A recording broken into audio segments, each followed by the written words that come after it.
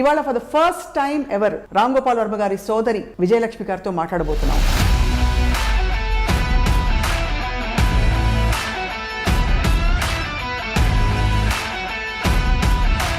మీరు ఒక చెల్లెలుగా అన్నయ్య ఎలా కనిపిస్తారు మీకు ఒక పదంలో చెప్పాలంటే? Heights of high. Ram Gopal Varma గారు అంటే అందరికీ రెబెల్లా కనిపిస్తారు. మరి మీ కుటుంబానికి ఎప్పుడు అలా అనిపించలేదా? తను బయటే అంత ధైర్యంగా చెప్తాడు కదా అందరితో. సో మీరందరూ ట్యూన్ అయిపోయారు. నేనైతే ట్యూన్ అయిపోయాను. రామ్ గోపాల్ వర్మ గారితో గ్రోయింగ్ అప్ ఎలా ఉంది? విపరీతంగా సినిమాలు చూసేవాడు. బెస్ట్ ఎపిసోడ్ నాకు గుర్తుంది ఏంటంటే, ఒక సినిమా ఉంది, ఫస్ట్ స్టార్టింగ్ ఒక ట్రైన్ బ్లాస్ట్ ప్లాన్ చేస్తారు విలన్స్. అంటే ఎప్పుడో ఒక 40 years బ్యాక్, ఇప్పుడు కాదు అది. మాయ నేను రాము వెళ్ళాం. మాయ నాకు ఒకటి అర్థం అవ్వలేదు ఆ సినిమాలో. రాము గారు డైరెక్టర్ తప్పు అని చెప్పాడు. పైగా మొన్న ఒక అబ్బాయి బ్లడ్ టెస్ట్ కోసం వచ్చాడు. బ్లడ్ టెస్ట్ ఎంతసేపు చేస్తారు? అది కూడా సెకండ్ సేపు. అబ్బాయికి ఎటు ఎలా చేయాలో అర్థంగా చుట్టూ తిరుగుతున్నాడు, ఏ యాంగిల్లో చేద్దామని. ఇప్పుడు అమితాబ్ బచ్చన్ లాంటి ఒక గ్రేట్ లెజెండ్ని డైరెక్ట్ చేసిన ఆ సందర్భం వచ్చినప్పుడు మీరు చెల్లెలుగా ఎలా ఫీల్ అయింటారో అనిపిస్తుంది.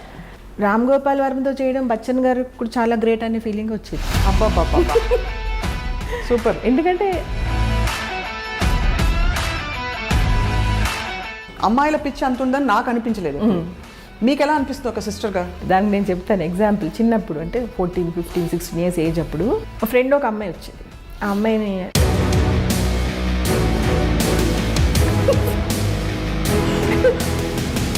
ఈ మధ్య వీడియో లోడ్ చేశారు అమ్మాయిలతో డాన్స్ చేస్తూ. అప్పుడు కొంచెం చూసి ఎంబారస్ అయ్యారా? మా ఇంట్లో వాళ్ళు కొంతమంది చాలా ఫీల్ అయిపోయి, హర్ట్ అయిపోయి, వాళ్ళు నాకు పెట్టిన మెసేజ్ రాముకు ఫార్వర్డ్ చేశాను. చేస్తే తను మెసేజ్ పెట్టాడు ఏమనంటే, మీరందరూ చాలా ప్రేమలు మనుషులు, రాము గారేమో కొంచెం భిన్నంగా డిఫరెంట్గా ఒక పద్ధతిలో ఉంటానని డిసైడ్ అయ్యి డిక్లేర్ చేస్తాడు. వాడు ఏదో మాట్లాడతాడు, వాడు ఏదో చెప్తాడు, వాడికి రాదు, వాడికి అమ్మాయిలు పిచ్చి, ఫలానా స్టార్తో వర్క్ చేస్తే బాగుండు అని అనిపించే హీరో కానీ జూనియర్ ఎన్టీఆర్ ఫర్ ఎవర్, ఇంకా తర్వాత అలాంటి యాక్టర్ రాడని నా ఉద్దేశం. ఇప్పుడు ఇందుకే మరి రాము గారు విలనా హీరోనా? రాము హీరో.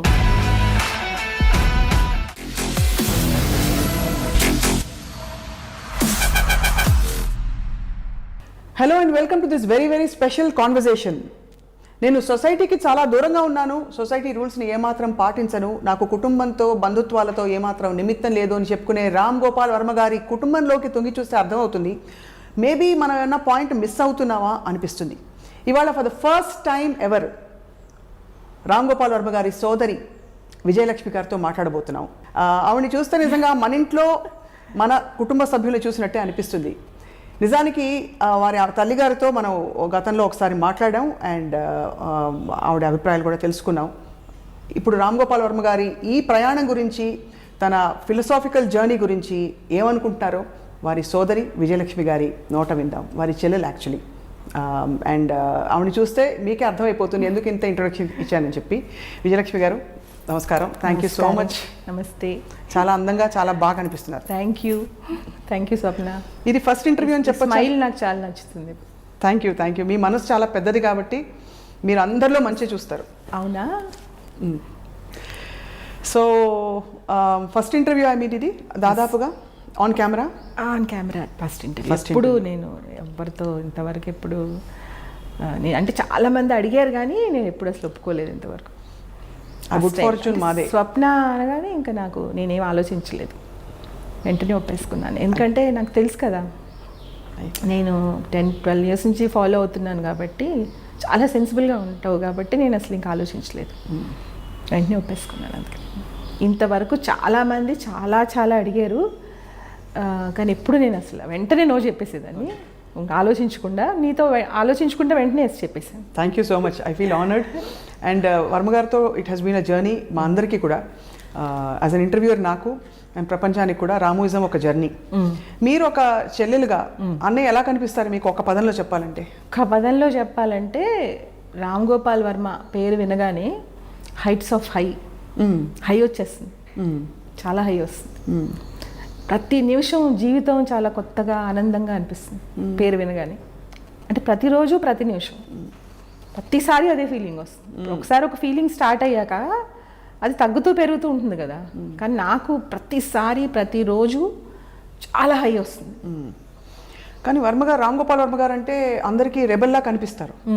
మరి మీ కుటుంబానికి ఎప్పుడు అలా అనిపించలేదా ఆయన రెబెల్ వెళ్తున్న దారికి అడ్డంగా వెళ్ళారు ఆయన అని?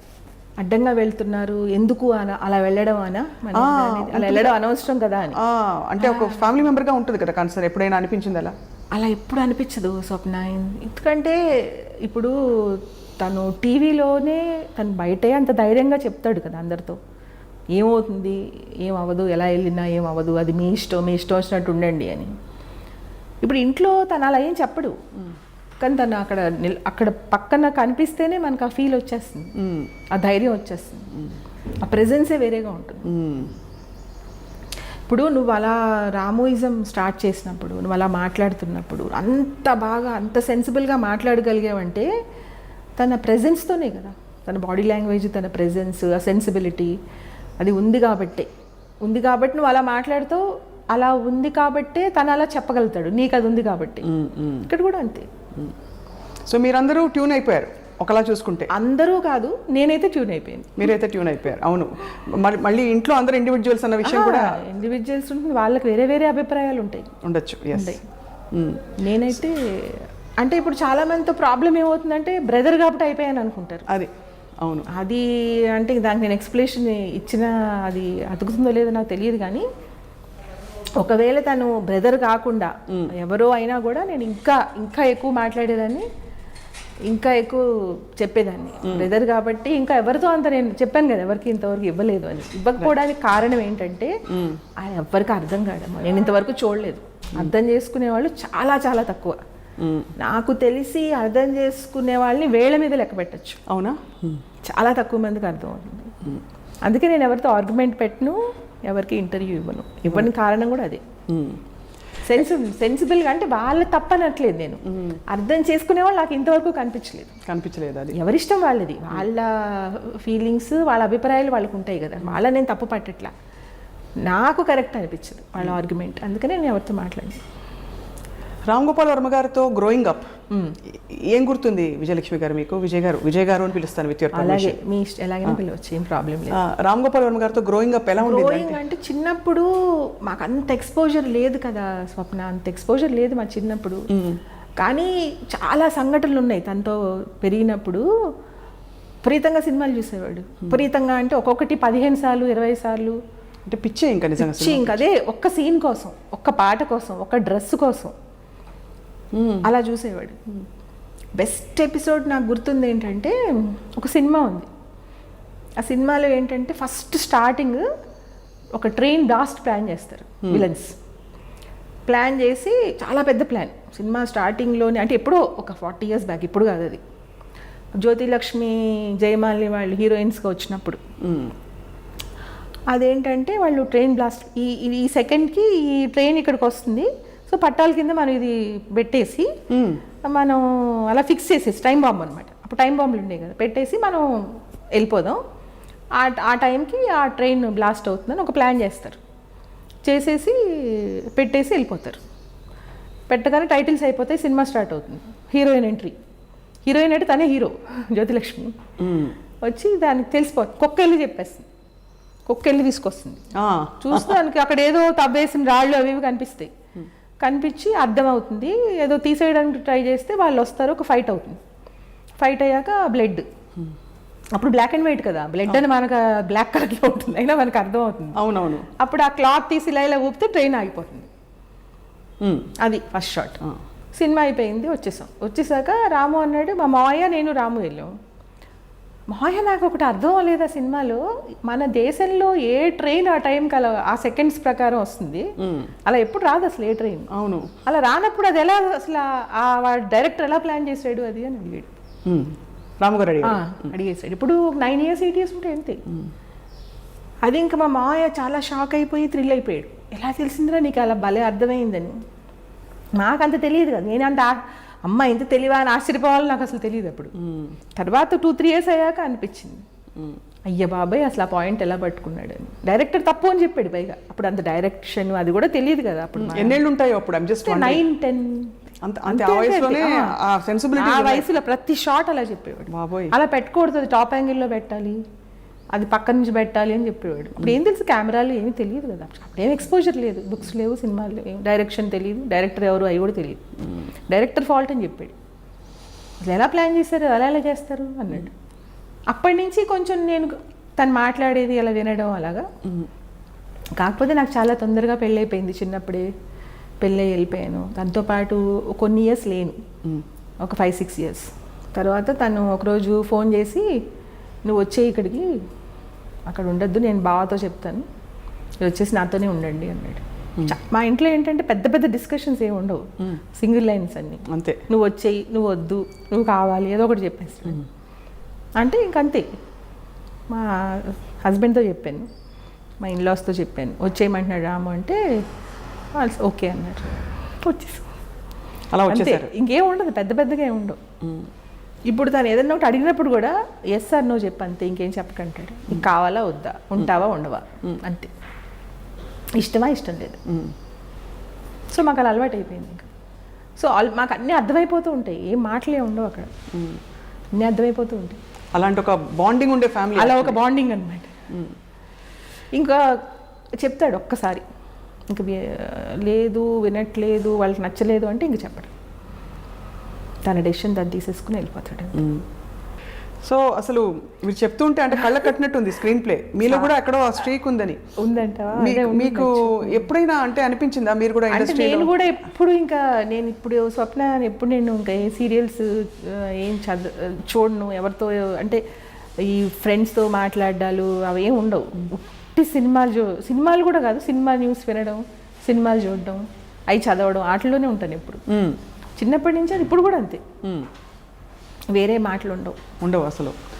కానీ వర్మ గారి చాలా రామ్ గోపాల్ వర్మ గారి సిబ్లింగ్స్ అందరిలో అంటే మీరు తర్వాత కోటి గారు ఉన్నారు, తర్వాత రాము గారు. సో మీ అందరిలో ఎవరికి ఎక్కువ క్లోజ్? ఫస్ట్ రాము, తర్వాత నేను, తర్వాత మీ ఇద్దరిలో ఎవరు క్లోజ్ ఎక్కువ? ఎవరికి రాము క్లోజ్ అంటే కోటి చాలా చాలా క్లోజ్, ఎందుకంటే తను చాలా ఇంటెలిజెంట్, రాము కన్నా ఎక్కువ ఇంటెలిజెన్స్. బాగా చదువుకున్నాడు, బాగా పుస్తకాలు చదువుతాడు, బాగా సినిమాలు చూస్తాడు, చాలా చాలా హైలీ ఇంటెలిజెంట్. అందుకని డిస్కషన్స్ అన్నీ దాంతోనే ఎక్కువ పెడతాడు. కానీ కోటి గారు ఎప్పుడు కనిపించారు విజయ్ గారు, మీరు యాక్టివ్గా కనిపిస్తారు, అన్ని ఫంక్షన్స్లో వస్తారు మీరు, మీ అమ్మ? అవునవును, నేను కనిపిస్తాను. అమ్మ కూడా, అమ్మకు ఓపుకున్నంతసేపు వస్తుంది. నాకు చాలా ఇష్టం, నాకు చాలా నచ్చుతుంది రాము ఫంక్షన్స్ నచ్చుతాయి, ఎందుకంటే చాలా సెన్సిబుల్గా, చాలా అంటే క్యాజువల్గా ఉంటాయి అన్నీ, ఫంక్షన్లా ఉండదు. మొన్న కాంత్రీజా గారిది అయినట్టు ఆయన కూడా నాకు చాలా నచ్చేసారు. ఆయన చాలా క్యాజువల్గా, చాలా మామూలుగా, సో అది నచ్చుతుంది. మా తను రాడు బయటికి, ప్రసక్తే లేదు బయటకు రాడు అసలు. చాలామంది నాకన్నా ఎక్కువ ట్రై చేశారు తనతో మాట్లాడటానికి, కానీ ఇప్పుడు రాడు. రాముతో కూర్చుంటే మాత్రం వాళ్ళ డిస్కషన్ వాళ్ళు చాలా బాగుంటుంది. సో మా ఇంటెలిజెంట్ డిస్కషన్ చాలా, అంటే ప్రపంచంలో తెలియని విషయం ఉండదు. ఇంకా రాము అడుగుతాడు, అవును నాకు ఇది తెలియదు, అది ఏమైందని రాము అడుగుతాడు, అది ఏంటి అసలు ఎలాగా నాకు అర్థం కాలేదు అని, అంత ఇంటెలిజెన్స్. కానీ ప్రపంచానికి కనిపించేది మాత్రం వర్మ గారే, ప్రపంచానికి కనిపించేది తనే, రామ్ గోపాల్ వర్మ గారే. తను ఏంటంటే ఇంకా నెక్స్ట్ తను ఏమనుకుందో చెప్పేస్తాడు, అడిగేస్తాడు, తెలియపోతే తెలియదు అంటాడు, తెలిస్తే తెలుసు అంటాడు, అలా ఏమి ఉండదు కదరా. కోటి చాలా ఇంటెలిజెన్స్. మీరు ఎంత ట్రెడిషనల్గా కనిపిస్తున్నారు విజయ్ గారు, మీ ఇంట్లో కూడా నేను నాకు తెలిసినంత వరకు కొద్దిగా చాలా ట్రెడిషనల్, అంటే లిబరేటెడ్గా ఉన్నా కూడా ట్రెడిషనల్గా ఉంటారు చాలా. అంటే పద్ధతులు, కట్టుబొట్టు, భోజనం, అన్ని ఆహార వ్యవహారాలన్నీ కూడా ఒక పద్ధతి ప్రకారం జరుగుతాయి. మరి ఇంత భిన్నంగా కనిపించే రాము గారు, ఆయన్ని మీరు ఎలా యాక్సెప్ట్ చేసుకుని ఆయన మార్పులు, అంటే ఆయన డయట్ మొదలుకొని అన్నీ కూడా మీరు ట్యూన్ ఇన్ అయిపోయారు, అది ఎలా సాధ్యమైంది మీకు? అది ఎలా సాధ్యం అంటే తను యాక్చువల్గా ఇంట్లో మామూలుగానే ట్రెడిషనల్గానే ఉంటాడు, అలా ఏం ఉండదు. ఇప్పుడు ఆ భోజనం ఉండనుకో, మన ఈ తనేమి స్పెషల్గా వేరే టైప్ ఏం కాదు, ఇదే భోజనం. చిన్నప్పుడు మా అమ్మ ఏం పెట్టేదో ఇప్పుడు అదే. కాకపోతే తను అసలు ఏం తింటున్నాడో కూడా తెలియదు, అక్కడ పెడితే తను నచ్చితే తింటాడు, నచ్చకపోతే వదిలేస్తాడు అని. అసలు ఏం ఉండదు ఇంట్లో, చాలా మామూలుగా, చాలా క్యాజువల్గా పని అయిపోవాలంతే.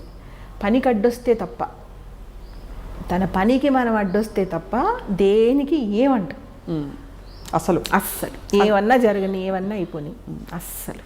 ఒక పెద్ద కష్టమైన విషయం అంటే రాము గారు లాంటి వ్యక్తితో ఉండడం, బికాజ్ ఏమి అడగరు, చెప్పరు, డిమాండ్ చేయరు, కాబట్టి మీరే తెలుసుకుని అన్నీ చేయాలి. కరెక్ట్ సో తెలుసుకోవాలి. ఈ ప్రాసెస్లో మీరు చేసేవేవి కూడా దానికి హర్ట్ అవ్వకూడదు. సో హర్ట్ అయితే చెప్పేస్తారా ఎలాగా మీరంటే అది ఎలా అండర్స్టాండింగ్ తెచ్చుకున్నారు? తను హట్ అయితేనా? హట్ అవ్వడం ఏమి ఉండదు, నచ్చకపోవడం ఉంటే ఇది వద్దులే అంటాడు. నాకు నచ్చదు అలా ఎందుకు చేశారు డిస్కషన్ అయితే ఉండదు. డిస్కషన్స్ ఇంకా ఈజీ అయితే మెసేజ్ పెట్టేస్తాడు, నాకు వద్దు, నాకు కావాలి అది. సపోజ్ ఇప్పుడు అమ్మకి బాగాలేదు అంటే నేను అసలు చెప్పను, ఎందుకు మళ్ళీ తన పనిలో ఉంటాడు అని చెప్పలేదు అనుకో, తనకు తెలిసిపోతుంది. ఎవరు చెప్పక్కర్లేదు, బాంబేలో ఉన్నా కూడా తెలిసిపోతుంది. ఎలా తెలుసుకుంటారు? అది తెలిసిపోతుంది అంతే, ఇంకా తనకు అర్థమవుతుంది. అదే మరి అది చాలా, అది ఏదైనా మనం ఏం మాట్లాడాలనుకుంటున్నాం కూడా తెలిసిపోతుంది. ఒకటి ఏదైనా అడిగితే తనకి ఏదైనా డిస్టర్బెన్స్ అవుతుందా అని మేము ఆలోచిస్తూ ఉంటే నేను అడగను, తొందరగా ఆలోచిస్తూ ఉంటాను ఇంకా అడుగుదామా వద్దా అని. ఏంటి అని అడుగుతాడు, నేనేం అనలేదు అసలు అంటాను. వాడు నేను మాట్లాడకుండానే అంటే ఏదో చెప్పాలని చెప్పలేకపోతున్నారని కూడా అర్థమైపోతుంది. అది నేను ఇంకా బాగా తగ్గించేసి 1 wordకి మార్చేస్తాను.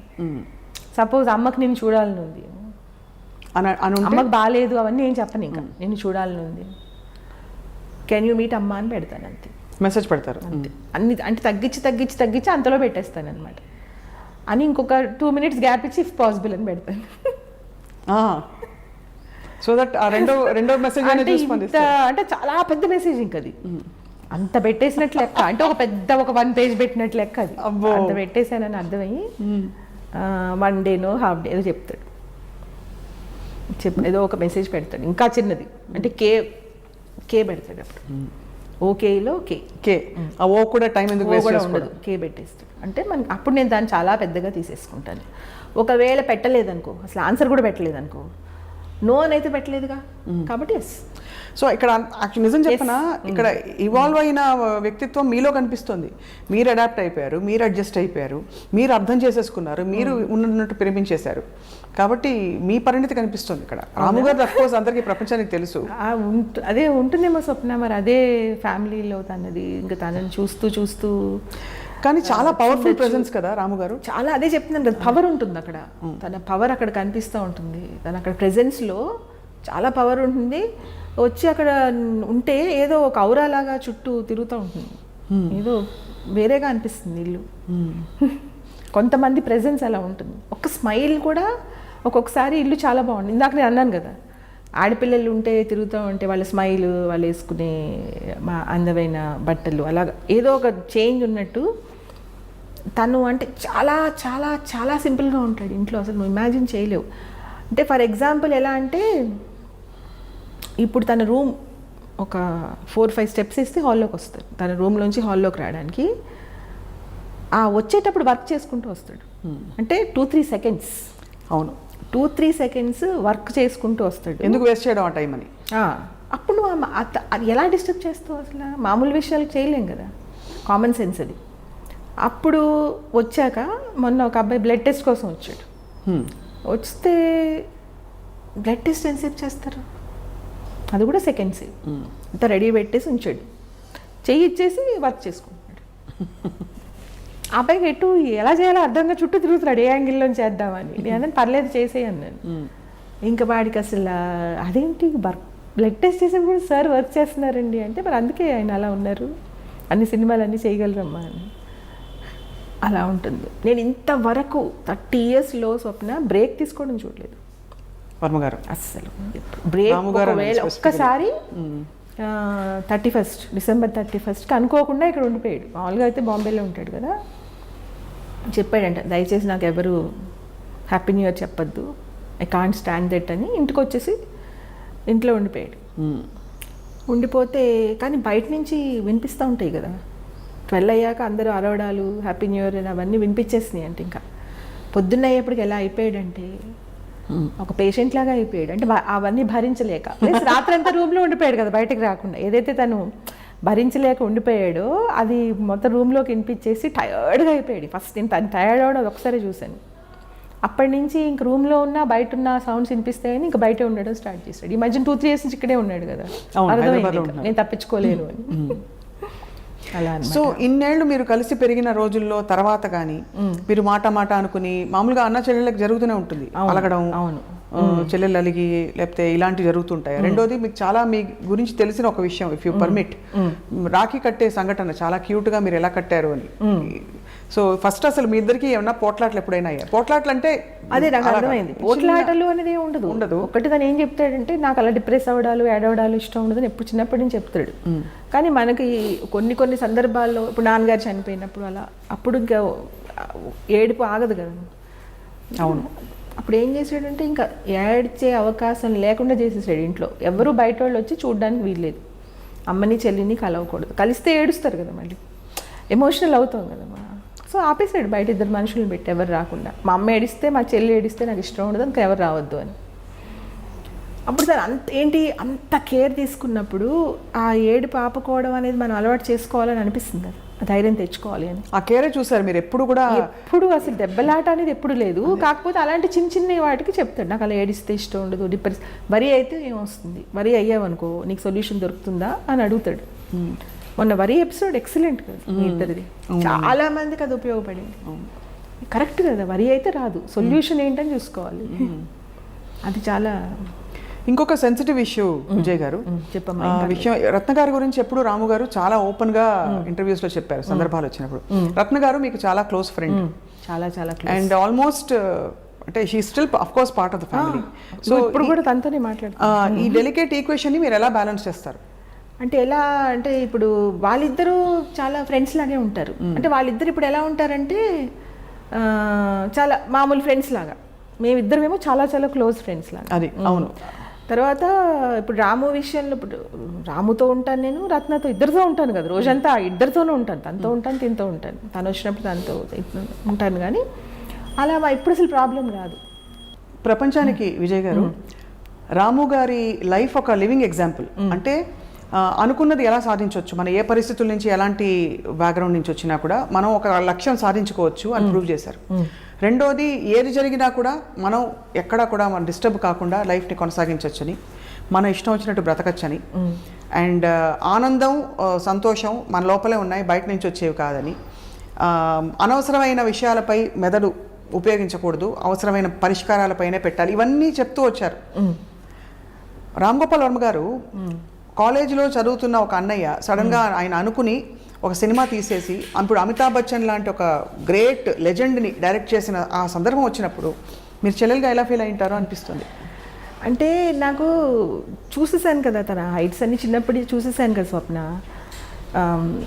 అంటే ఇప్పుడు ఎలా అనిపించేది అంటే, నాకు బచ్చన్ గారితో చేయడం గ్రేట్ అనే ఫీలింగ్ ఉన్నా, రామ్ గోపాల్ వర్మతో చేయడం బచ్చన్ గారు కూడా చాలా గ్రేట్ అనే ఫీలింగ్ వచ్చింది. అబ్బాబ్బాబ్బా సూపర్. ఎందుకంటే అలా ఎవరు చూపించలేదుగా. బచ్చన్ గారు చాలా గొప్ప సినిమాలు చేశారు, ఆయన చాలా గొప్ప యాక్టర్. కానీ సర్కార్ లాగా ఏ సినిమా లేదు కదా. సో అలా ఎక్కువ అంతే అంతే. సో దట్ వాజ్ అది మీ అంటే నాకు అందరూ చాలా మంది నాకు చాలా గ్రేట్గా అనిపిస్తారు. చాలా మంది ఉంటారు, చాలా మంది చాలా గ్రేట్గా అనిపిస్తారు. కానీ చాలామంది నేనంటే ఎప్పుడు నేనేమంటానంటే వాళ్ళ అదృష్టం అని అంటాను రాముతో. ఎప్పుడు అబ్బా ఎంత అదృష్టం రాము నీతో చేయడం అంటాను. అంటే ఇప్పుడు నువ్వు అడిగావు కాబట్టి చెప్తున్నాను, లేకపోతే వేరే వాళ్ళ దగ్గర అయితే అలా చాలా బాగా చెప్పారు మీరు. నాకు అది అలా అనిపిస్తుంది ఎప్పుడు. అంటే ఆయనకి ఎవరితో చేస్తే అలాంటి సర్కార్ లాంటి సినిమా చేయగలుగుతారు అనిపించింది కదా, అలా అనిపించింది. సో అన్నయ్యలో ఎప్పుడు మీకు ఏ విమర్శ కనిపించలేదు? అంటే ఒక విమర్శించే విషయం కానీ కనిపిస్తుంది. ఎందుకు కనిపించింది? ఇలా చేయకూడదు, చేసి ఉండకూడదు. ఎలా అంటే ఇప్పుడు తను ఓటీటీని సపోర్ట్ చేస్తాడు కదా, ఓటీటీ నాకు అది నచ్చదు. బయట సినిమా నాకు నచ్చుతుంది, థియేటర్లో సినిమా నచ్చుతుంది. తర్వాత ఒకటి ఏంటంటే, ఇప్పుడు నాకు ప్రేమ లేదు, నాకు పిల్లలు ఇష్టం ఉండదు, నాకు ఫ్యామిలీ ఇష్టం ఉండదు అని తను ఏదైతే అంటాడో అది నాకు ఇష్టం. నాకు మనుషులు చాలా ఇష్టం, నాకు పిల్లలు ఇష్టం, అలా చాలా ఇష్టం. పెళ్ళికి మాత్రం నేను కూడా అగెన్స్ట్. పెళ్ళి నాకు ఇష్టం ఉండదు. అంటే మా హస్బెండ్, మా ఇన్లాస్ చాలా మంచోళ్ళు, నన్ను చాలా ముద్దుగా చూసుకునేవారు మా ఇన్లాస్. మనవరాలను పెంచినట్టు పెంచారు నన్ను. 16 yearsకి పెళ్ళి అయిపోయింది కదా. మా హస్బెండ్ కూడా మంచి ఆయన, అలా ఏం లేదు. కానీ నాకు పెళ్ళి అయితే నాకు ఇష్టం లేదు. కానీ అప్పట్లో రాము అప్పుడు ఇష్టం లేదు, ఇప్పుడు కూడా ఇష్టం లేదు. పెళ్ళి కాన్సెప్ట్ నాకు అసలు నచ్చదు. కానీ రాము గారు రాముయిజంలో చూసిన తర్వాత ఆబ్వియస్లీ కొంచెం ప్రభావం పడుతుంది కదా. అవును. మరి రెండింటిని ఎలా సమాధానపరుస్తారు? ఒకవైపు మీరు మ్యారీడ్, చక్కగా చాలా devoted daughter, devoted wife, devoted daughter, devoted sister, అన్ని విధాల. ఎందుకంటే వాళ్ళని నేను మళ్ళీ మంచి చెప్పాను కదా, దాన్ని చాలా ముద్దుగా ప్రేమగా చూసుకుంటారు. ఇన్లాస్ అని మర్చిపోయి ఒక అమ్మమ్మ తాతయ్య లాగా అనుకుంటారు, అలా చూసుకుంటారు మీరు. అలా చూసుకుంటారు. ఆ బంధుత్వాలు అంటే వాళ్ళు నన్ను ఆ ఫీలింగ్ రానివ్వరు. నన్ను దేనికి అడ్డు కోడలు అని అనరు. ఇష్టం వచ్చినట్టు నువ్వు వెళ్ళిపో, నువ్వు పడుకో, ఇప్పుడు నేను ఇలా బయటకు వస్తున్నానంటే వెళ్ళిపోమ్మా, నువ్వు మళ్ళీ రాకు, మేము చూసుకుంటావులే అంటారు. మళ్ళీ అలా అది అలా కాబట్టి నాకు ఎప్పుడు అలా వాళ్ళ వల్ల అయితే ఏం ప్రాబ్లం లేదు. కానీ మామూలుగా నా అభిప్రాయం మాత్రం పెళ్ళి అనేది నేను కూడా అగేన్స్ట్. పెళ్ళి అనేది ఉండకూడదు ఖచ్చితంగా. ఎందుకంటే ఇప్పుడు ఎలా అంటే స్వప్న, వాళ్ళు నాకు అడ్డు రాకపోయినా పిల్లలు ఉన్నారు అనుకో, మళ్ళీ వాళ్ళ మీద ప్రేమ, ఎమోషన్స్, వాళ్ళ లైఫ్ ఎలా ఉంటుంది. మళ్ళీ మా కోడలు కూడా చాలా మంచి పిల్ల, చాలా చాలా మంచి అమ్మాయి. వాళ్ళ పేరెంట్స్ మంచోళ్ళు, అందరూ మంచోళ్ళు. నాకు పెళ్లి చేసుకున్నందుకు వచ్చిన ప్రాబ్లమ్స్ యాక్చువల్గా ఏం లేవు, కానీ పెళ్లి ఇష్టం లేదు. ఎందుకంటే ఆ బంధాలు వద్దు, కానీ మనుషులు ఇష్టం, చాలా ఇష్టం. మనుషులు చాలా మంది ప్రేమించడం ఇష్టం. అంటే ప్రేమించడం అంటే అమ్మాయి అబ్బాయి ప్రేమలు కాదు, వాటి మీద నాకు నమ్మకం ఉంటుంది. జనరల్గా బంధుత్వాలు కూడా కాదు, కొంతమంది నచ్చుతారు, వాళ్ళ మీద చాలా ప్రేమ. పిల్లలంటే ఇష్టం చాలా. పిల్లలు అంటే చంటి పిల్లలు కాదు, ఇలా ఒక ఏజ్ పిల్లలు, మీ ఏజ్ పిల్లలు అంటే చాలా ఇష్టం. వాళ్ళతో ఒకలాగా మాట్లాడడం చాలా ఇష్టం. అర్థమవుతుంది. కానీ పెళ్లి కాదు, మనసు పెళ్లి కాదు. పెళ్లి ఒక విధమైన అలా రాము ఒక్కడే ఉండడం నాకేం నచ్చదు. ఎందుకు ఒక్కడే ఉండడం, అందరితో ఉండొచ్చు కదా అనిపిస్తుంది. తను ఇచ్చిన ఆన్సర్ మళ్ళీ నాకు నచ్చుతుంది. బంధాలు పెట్టుకుంటే పని అవ్వదు అని. రైట్. ఇప్పుడు ఒక్క సెకండ్ వేస్ట్ చేయని మనిషి ఖచ్చితంగా మరి బంధాలు పెట్టుకుంటే టైం వేస్ట్ అవుతుందిగా. మరి ఆన్సర్ ఇచ్చేసాడు కదా అక్కడే. ఒక్క సెకండ్ వేస్ట్ చేయని మనిషి మీరు బాగున్నారా అంటాం కూడా వేస్ట్ అని అంటారు ఓపెన్గా. ఇప్పుడు నేను ఎంత తగ్గించేసి పెట్టిన మెసేజ్ తన వైపు నుంచి కే వచ్చింది. ఒక్కొక్కసారి కే కూడా రాదు. కే రాదంటే ఎస్ అని ఓకే అని అర్థం, నో అని అయితే పెట్టలేదు కదా. అదే కాబట్టి మీరు అలా నాకు అర్థమైంది. అంటే ఇప్పుడు పెట్టలేదు అంటే ఏంటి అర్థం? ఓహో నో అయితే కాదు కదా, ఖచ్చితంగా వస్తాడు. అమ్మ గురించనే కదా, ఏదైనా ఒక పని. చాలామంది అడుగుతారు ఏం పెట్టలేదు ఏంటి అంటే, ఏం పెట్టలేదు అయితే ఎస్ అంటాను. మరి నో అని పెడితే నో. అలా మీరు ఇప్పుడు నీతో మాట్లాడుతున్నాడు అనుకో రాము, ఎన్ని గంటలు మాట్లాడినా, అవును స్వప్నతో మాట్లాడడం కరెక్ట్, సెన్స్ ఉందిగా, వాళ్ళిద్దరు మాట్లాడుకున్నందుకు ఒక ఉపయోగం వచ్చింది. మాతో మాట్లాడితే ఏమొస్తుంది? మాట్లాడక్కర్లేదు అయ్యయ్యో అనుకుంటాను. మరి అంత అన్కండిషనల్లీ లవింగ్ మీరు విజయ్ గారు. నిజంగా ఒక మాట అడుగుతాను, ప్రశ్న తప్పైతే మనం ఎడిట్ చేసేద్దాం, అలాగే లేదంటే కంటిన్యూ చేద్దాం, ఏం పర్లేదు అడుగు. అంత అమ్మాయిల గురించి మాట్లాడుతుంటారు ఇప్పుడు, అమ్మాయిల పిచ్చి అంత ఉందని నాకు అనిపించలేదు. మీకు ఎలా అనిపిస్తుంది ఒక సిస్టర్గా? మీరు అంత దగ్గరగా గమనించారు కాబట్టి, నిజంగా అంత అమ్మాయిల పిచ్చి ఉన్నట్టు కనిపిస్తారు, చెప్తారు పదే పదే అమ్మాయి గర్ల్ ఉమెన్ అని మాట్లాడతారు కాబట్టి, అది ఊరికే ఒక స్టేట్మెంట్ చేయడానికి అంటారా, ఇది నిజంగా వాస్తవం అంటారా? ఆయన ఖచ్చితంగా స్టేట్మెంట్. దానికి నేను చెప్తాను ఎగ్జాంపుల్. చిన్నప్పుడు అంటే 14, 15, 16 ఇయర్స్ ఏజ్ అప్పుడు మా ఫ్రెండ్ ఒక అమ్మాయి వచ్చేది మా ఇంటికి, అనురాధ అని ఒక అమ్మాయి వచ్చేది. ఆ అమ్మాయిని అబ్బా మీ కళ్ళు ఎంత బాగున్నాయో అనేవాడు. అప్పట్లో అంత అమ్మాయి ఎదురుగుండా అమ్మాయిని కామెంట్ చేసేంత ధైర్యం ఎవరికి ఉండేది కాదు. అమ్మాయి చాలా మురిసిపోయేది, అబ్బా మీ అన్నయ్యకి నా కళ్ళు నచ్చినాయి అంటాను. తర్వాత నేను అన్నాను ఏంటి రాము అమ్మాయిని అలా, అమ్మాయికి అసలు మెల్లకన్ను అని. అలా ఎలా అన్నావు అన్నాను. అబ్బా ఏదో ఎఫెక్ట్ కోసం అన్నానులే, నేను అసలు చూశాను ఏంటి అన్నాడు చిన్నప్పుడు. ఇప్పుడు జయసుధ్ గారు, శ్రీదేవి గారు వాళ్ళు చెప్తారు. జయసుధ్ గారు అంటారు రాము గారు అందరిని అలా అనేస్తారండి, ఆయనకి ఏం ఉండదు అసలు. శ్రీదేవి గారితో అసలు మీరే అంటారు, జయసుధ్ నాతోనేమో అసలు మీరే అంటారు, నేనేం నమ్మను ఆయన చెప్పినవన్నీ సో అని అంటారు ఇప్పుడు జయసుధ్ గారు. మేము బ్యాంక్ వెళ్ళేవాళ్ళం నేను రాము కొన్ని రోజులు. నాకు అది బ్యాంక్ వెళ్ళి డబ్బులు డ్రా చేసుకోవడం రాదు, దాన్ని తీసుకెళ్ళేవాడు. అక్కడ క్యాషియర్ ఒక అమ్మాయి ఉండేది. ఆ అమ్మాయి కొంచెం అప్పుడే జస్ట్ జాబ్లో జాయిన్ అయ్యింది, చిన్నపిల్ల. మీ స్మైల్ చాలా బాగుందండి అన్నాడు వచ్చేప్పుడు. ఇంకా అమ్మాయి అసలు తర్వాత రాము రాకపోయినా తెగ స్మైల్స్ ఇచ్చేసి తెగ మురిసిపోయి కానీ ఎఫెక్ట్ అమ్మాయి సంతోషంగా ఉంటుంది కదా. అలా ఏదో ఒక మాట చివరిలో అనేసాడు అనుకో పని అయిపోయాక, ఇంకా వాళ్ళు అందులోనే ఉంటారు. అయిపోయింది. అసలు ఎంత క్యూట్ గా అర్థం చేసుకున్నారంటే చాలా రాము గారిని నిజంగా. బట్ ఎందుకు చేస్తారు నన్ను అనేవాడు చిన్నప్పుడు, అసలు నువ్వు వైజయంతిమాలలో ఉంటావు అనేవాడు. అంటే నేను రాము, మా అమ్మ అనేది రాము నీకు చెల్లెల మీద ఎంత ప్రేమ ఉంటే మాత్రం అలా అనకు, వినేవాళ్ళకి బాగుండదు అని. వినేవాళ్ళకి ఎందుకమ్మా, దానికి బాగుంటుంది కదా అనేవాడు. అన్నాడట. ఎవరో ఏమనుకుంటే ఎందుకు, నా చెల్లెలు హ్యాపీగా ఉంటుంది కదా అని. అలా ఏదో ఒకటి అలా. ఇప్పుడు మనకి తను కావాలని ఇలా మనల్ని ఇంప్రెస్ చేయడానికి అంటున్నాడు అని తెలిసినా కూడా హ్యాపీగానే ఉంటుంది. ఇప్పుడు జయసుధ గారు శ్రీదేవి గారు అలా అన్నా కూడా ఆవిడ అంటారు, నాకు తెలుసు రాము అందరితో అలాగే మాట్లాడతాడని నాకు తెలుసు, బట్ స్టిల్ ఐఎమ్ హ్యాపీ అంటారు. అవును, స్టిల్ దేర్. ఎందుకంటే ఎక్కడో మళ్ళీ ఆ జెన్యూన్, అందులో ఏమీ మిస్బిహేవ్ ఉండదు కదా, ఎవరినన్నా అలా అనేస్తారు. సో అంటే మీరు అన్నది చాలా బ్యూటిఫుల్గా అర్థం చేసుకున్నారు. అలాగనమాట. అండ్ మొన్న ఈ మధ్య వీడియోలో వచ్చేసారు అమ్మాయిలతో డాన్స్ చేస్తూ, అప్పుడు కొంచెం చూసి ఎంబారస్ అయ్యారా మీరు, లేకపోతే నేను అస్సలు అవ్వలేదు. నేను ఎలా అంటే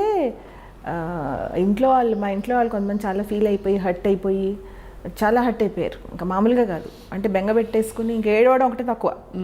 అంటే అప్పుడు నేను అది వాళ్ళ మెసేజ్, వాళ్ళు నాకు పెట్టిన మెసేజ్ రాముకు ఫార్వర్డ్ చేస్తే తను మెసేజ్ పెట్టాడు ఏమనంటే, ఇన్ని సంవత్సరాల నుంచి నన్ను చూసి నేనేంటో తెలిసి మన ఇంట్లో వాళ్ళే అలా అనుకున్నారు, నేనేదో ఎఫెక్ట్ కోసం చేస్తూ ఉంటాను అవన్నీ అన్నాడు.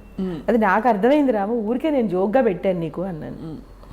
అస్సలు అనిపించదు స్వప్న, ఎందుకంటే ఇప్పటి వరకు ఒక్క అమ్మాయి కూడా ఎప్పుడు అసలు తన మీద కంప్లైంట్ చేసిందా, నాతో మిస్బిహేవ్ చేశారు, నన్ను ఇలా అడిగారు, నువ్వు ఒప్పుకుంటేనే నేను నీకు అవకాశం ఇస్తాను అని ఎవరైనా ఎప్పుడైనా ఇంతవరకు ఒక కమెంట్ చేయలేదు 30 yearsలో? ఎప్పుడు చేయలేదు. అప్పుడే తను ఏంటో తెలిసిపోయింది కదా. ఇంకా అంటే నేనేమనుకుంటానంటే, ఇప్పుడు చాలామంది అడుగుతూ ఉంటారు రాముని, నన్ను పెట్టుకోండి సార్ మీ సినిమాలో అని, వందల వేల లక్షల మంది అడుగుంటారు ఈ పాటికి. అప్పుడు రాము ఒక్కొక్కసారి టైం ఉంటే చెప్తాడు, లేదు నేను తర్వాత చూస్తాను అలా. ఒక్కొక్కసారి టైం లేనప్పుడు నో అని చెప్పేస్తాడు రూడ్గా. వాళ్ళు హట్ అయ్యేనా పెట్టచ్చు కదా. నన్ను ఆయన కండిషన్ పెట్టారు, నేను అందుకే ఒప్పుకోలేదని రాము మీద వేసి ఇచ్చి తిరిగి, అలా కూడా ఇప్పటివరకు ఎవరు అనలేదు. చాలామంది అలా చేస్తారు, హర్ట్ అయిపోయి ఇంకొకలా పెట్టేస్తారు. ఇప్పుడు రాముకున్న రెప్యుటేషన్ అలా పెట్టేయచ్చు కదా, నమ్మేస్తారు కూడా ఎవరన్నా. అవును, నన్ను ఇలా కండిషన్ పెట్టారు, ఒప్పుకుంటేనే నేను పెట్టుకుంటాను సినిమాలో అన్నారు, అలా కూడా ఎవరు అనలేదు ఇప్పటి వరకు. ఎవరు అనలేదు ఇప్పటివరకు, నేను వెళ్ళలేదు. అవును, ఎప్పుడు అసలు రాలేదు. అండ్ చాలా అక్కడే దాని ఏంటో అర్థమైపోయింది కదా. చాలామంది చెప్తారు, లేదండి అలా అడిగారు ఆయన అందుకే నేను ఇంకెళ్ళడం మానేశాను అని చెప్తారు. పేరు ఎందుకు లేండి, ఒక ఆయన ఇలా అడిగారు అని చెప్తారు కొంతమంది. ఎవరో ఒక అమ్మాయి, మాకు తెలిసిన అమ్మాయి ఇలా అడిగిందన్నమాట, కొంచెం ఆయన పరిచయం చేయరా ఒకసారి, ఇది డిజైనర్లా, కాస్ట్యూమ్ డిజైనర్ లాగా. వెళ్తే ఆయన అన్నారంట, ఆయన తల కూడా ఎత్తలేదు, ఏదో రాసుకుంటున్నారంట, రాసుకుంటూ తల ఎత్తకుండా, సరే ఈవినింగ్ గెస్ట్ హౌస్కి వచ్చాయమ్మా మాట్లాడుకుందాం అన్నారంట. అంటే గెస్ట్ హౌస్కి అర్థం లేదు అమ్మాయికి. ఎందుకండి అంటే, అది కూడా అర్థం అవ్వలేదా, నువ్వు డిజైనర్ ఎలా అవుదాం అనుకున్నావు, అర్థం చేసుకుని నువ్వు అక్కడికి వచ్చేసి నేను నీకు లొకేషన్ పెడతాను అని మళ్ళీ రాసుకోవడం మొదలు పెట్టారంట. ఇంకా అమ్మాయి బయటకు వచ్చేసి ఏడుపు, ఎందుకమ్మా ఏడుస్తావు, అడిగారు వద్దన్నావు అయిపోయింది కదా, మళ్ళీ దాన్ని ఏడవలసిన అవసరం ఏంటి అన్నాను. మీరు భలే ఈజీగా చెప్పేస్తారండి నేను ఎంత హర్ట్ అయ్యాను అని. అసలు ఇప్పుడు ఆయన నేనేం తప్పు పట్టట్లేదు, అడిగారు ఇష్టమైతే వెళ్తారు లేకపోతే లేదు, తప్పు పెట్టాలని కాదు, అలా ఉంటారు, అలా కూడా ఉండేవాళ్ళు ఉంటారు అని వింటాం మనం, వింటాం అలాగా. అది ఇంకా అంటే విన్నారు, ఏ ఫీల్డ్ అయినా ఉంటారు, ట్రై చేస్తారు, పోయింది ఏముంది, పడితే పడతారు లేకపోతే లేదు అనుకుంటారు. దాన్ని తప్పు పట్టకూడదు నా ఉద్దేశంలో. ఆయన ఏమి నేను ఫోర్స్ చేయలేదు కదమ్మా, అడిగారు అంతే, నీకు ఇష్టం లేదు అయిపోయింది, దాన్ని నువ్వు ఎందుకు బాధపడ్డావు ఎందుకు అన్నాను. చాలా బాగా నేర్పించారు మీరు, నిజమే, నేను ఇప్పటి నుంచి అసలు ఫీల్ అవును, ఇష్టమైతే కరెక్టే కదా మీరు చెప్పింది, ఎందుకు బాధపడాల్సిన అవసరం లేదు, మిస్బిహేవ్ చేయలేదు కదా, తల కూడా ఎత్తలేదంట ఆయన, అసలు కళ్ళు ఎత్తి కూడా చూడలేదంట, ఏదో వర్క్ చేసుకుంటూ అడిగారంట. అలా అలవాటు చేసుకోవాలి, ఇంకా బాధపడకూడదు. ఎందుకు బాధపడటం ఎందుకు, అది రాము నేర్పించింది, అది బాధపడకూడదు ఎందుకు అంటే అవసరం లేదు, దాన్ని అంత చిన్న విషయాన్ని మిస్బిహేవ్ చేస్తే అప్పుడు బాధపడాలి. ఒక చెల్లెలుగా న్యాచురల్లీ మీరు రాఖీ కడుతూ ఉంటారు అప్పుడప్పుడు, తెలిసి తెలియకుండా ఏదో మ్యాజిక్ చేసి వెళ్ళి ఎలాగైనా మీ కోరిక తీరు మీరు రాఖీ కట్టేస్తారు అలా, అండ్ ఆయన కూడా స్పేస్ ఇస్తారు మీకు, చాలా క్యూట్గా ఉంటుంది వినడానికి. అదొకటి. రాఖీ ఏంటంటే చిన్నప్పుడంతా చాలా పెద్ద సెలబ్రేషన్, అది రాఖీ కట్టి స్వీట్స్ తెచ్చుకుని సినిమాకి వెళ్ళి అన్నీ ఉండేవి. రాను ఎప్పుడైతే తను బిజీ అయిపోయాడో, ఈ దీపావళి రాఖీ అవన్నీ ఏంటి, ఇవన్నీ సిల్లీగా ఉన్నాయి, టైం వేస్ట్ అని తన ఉద్దేశం ఏం లేదు. ఇప్పుడు ఒక్క సెకండ్ కూడా వేస్ట్ చేయనప్పుడు మళ్ళీ ఈ రాఖీ కట్టి మళ్ళీ ఇప్పుడు అక్కడ కూర్చుని మాట్లాడుకుని ఇవన్నీ ఎందుకు అని ఏదో ఒక పెట్టుకున్నాడు. నాకు అర్థమైంది. కానీ నేను అది నాకు తెలియనట్టే నేను వెళ్ళి తనలో పెట్టుకుని కూర్చొని వర్క్ చేసుకుంటుంటే పక్క నుంచి కట్టేస్తాను. అక్కడ పక్క నుంచి ఆయన బ్లడ్ తీస్తారు, మీరు ఆ పక్క నుంచి కట్టేస్తాను, చూసి ఓ ఓకే అంటే. ఏమైనా ఇస్తారా అప్పుడు చాక్లెట్ ఏమైనా అలా ఎప్పుడైనా కొనిపెట్టారా చెల్లెలకి? కొనిపెట్టడం అంటే ఇంకా నాకు ఏదన్నా మనసులో ఒకటి ఉంది అని ఏదైనా తనకు తెలిస్తే తెచ్చి అక్కడ పెట్టేస్తాడు అంతే. దానికి ఏమి ఇంకా మాటలు ఉండవు. చిన్నప్పుడు నాకు రేడియో ఇష్టం ఉండేది, చాలా అలా ఇష్టం, పిచ్చి అనమాట. రేడియో ఉంటే అంటే చిన్నది నేనే పెట్టుకుని నేనే వినాలి అని అంటే అప్పుడు ఒకరోజు తెచ్చి అక్కడ పెట్టేసి వెళ్ళిపోయాడు, మాటలు ఉండవు. అదేమో ఒకరోజు పడిపోయి ఇరిగిపోయింది. నేను ఏడుపు అంటే ఒక 11-12 ఇయర్స్ ఏజ్, పడిపోయి ఇరిగిపోయింది, పాటలు రావు అని. ఇప్పుడు వచ్చి చెప్పాడు, ఇరిగిపోతే రిపేర్ చేసుకోవాలి, ఏడిస్తే అది అతుక్కోదని చెప్పాడు. అంటే కానీ అప్పుడు నాకు అంత అది అర్థం చేసుకుని ఏడవకూడదని తెలిసి అంత ఏజ్ అప్పుడు అంత లేదు. తీసుకెళ్ళి మళ్ళీ దాన్ని రిపేర్ చేయించి తీసుకొచ్చి అక్కడ పెట్టాడు. పెట్టేసి పాటలు వింటూ ఉంటే ఒకరోజు ముగ్గురం కూర్చుని వింటున్నాం అన్నమాట. ఉంటే సుశీల్ గారి పాట వస్తుంది, వస్తూ ఉంటే అన్నాడు, ఏంటి రేడియోలోంచి హనీ అన్నాడు అన్నమాట. రేడియోలోంచి హనీ వస్తుందా అని ముగ్గురు దగ్గరికి వెళ్ళిపోయి దాన్ని నేను కూడా ఇద్దరు వైపు చూస్తుంటే రేడియోలోంచి తేనె గారుతున్నట్టుంది సుశీల్ గారు పాడుతుంటే అన్నాడు. అంత ఇష్టం, అంత అంటే అలాంటి స్టేట్మెంట్స్ చాలా ఇచ్చేవాడు. అలాంటి స్టేట్మెంట్స్ చాలా ఉండేవి. అంటే చాలా ఆశ్చర్యం కలుగుతుంది విజయ్ గారు నిజంగా. ఆయనకుండే మెమరీ, ఎప్పుడో వచ్చిన పాటలన్నీ ఫుల్ కంటత మొత్తం పాడేస్తారు, రాగయుక్తంగా పాడతారు, తాళం ఉంటుంది, లిరిక్ తప్పుపోదు. నాకు బోర్ అన్న పాటలు కూడా మొత్తం పాడేస్తాడు. బోర్ అని కొన్ని పాటలు, అబ్బా నాకు నిద్ర వస్తున్న పాట వింటే అంటాడు కదా, ఆ పాట కూడా మొత్తం పాడేస్తాడు. ఎప్పుడైనా స్వప్న ఒక్కటి గుర్తుపెట్టుకో, నువ్వు మర్చిపోయానన్న మాట ఏదైనా వాడితే అది శుద్ధ అబద్ధం, మరుపు అనేది లేదు. మర్చిపోయాను అంటే ఇంకా ఆ టాపిక్ వద్దు వదిలేద్దామని చెప్పడం అంతే. అంతేనా? అంతే, ఖచ్చితంగా. అదైతే నేను గ్యారంటీ చెప్పగలుగుతాను. మరుపు అనేది ప్రసక్తి లేదు. ఒక బుక్ అంటే మొత్తం చెప్పేస్తాడు. గాడ్ ఫాదర్ బుక్ మొత్తం పేరా వైజ్ మొత్తం ఏదైనా ఒక్కసారి చూస్తే వచ్చేస్తుంది. ఇప్పుడు బ్యాడ్ స్టూడెంట్ అని చెప్తాడు కదా, బ్యాడ్ స్టూడెంట్ అంటే అది చదవలేకపోవడం కాదు, ఆ లెక్చరర్స్ చెప్పింది నచ్చకో, ఆ సబ్జెక్ట్ నచ్చకో వదిలేయడం తప్ప, బుక్ అదేదో రోబోలో రజనీకాంత్ చదివినట్టు ఇలా చదివేస్తే వచ్చేస్తుంది మొత్తం. అంతే. ఇలా అంటాడు కదా, అలా అది మర్చిపోవడం అనే క్వశ్చన్ లేదు. అతనికి నచ్చలేదు అని చెప్పకుండా ఆ టాపిక్ కట్ చేయడానికి కారణం వెతుక్కోవడానికి మర్చిపోయాను. కానీ గ్రేటెస్ట్ థింగ్ ఏంటంటే విజయ్ గారు, మిమ్మల్ని చూస్తుంటే మీ ఫ్యామిలీ, మీరందరూ చాలా ప్రేమలు, మనుషులు, అన్నీ కావాలి, పద్ధతిగా ఉండాలని. రాము గారేమో కొంచెం భిన్నంగా, డిఫరెంట్గా ఒక పద్ధతిలో ఉంటానని డిక్లేర్ చేస్తారు. కానీ రెండు కలిసి ప్రయాణించడం అన్నది, ఈ రెండు ఆల్మోస్ట్ వేరు ప్రయాణాల్లాగా అనిపిస్తున్నాయి, బట్ కలిసి మీరు కొనసాగిస్తున్న తీరు మాత్రం వెరీ రిమార్కబుల్. అదేనమ్మా నేను చెప్తున్నాను. తను చెప్పేది ఏంటంటే ప్రేమ లేదు, మనుషులు వద్దు కాదు, ప్రేమ అనే పేరు పెట్టుకుని టైం వేస్ట్ చేయొద్దు అని. అది ప్రేమ పేరుతో టైం వేస్ట్ చేయకూడదు అనే ఉద్దేశంతో అనే మాటలు.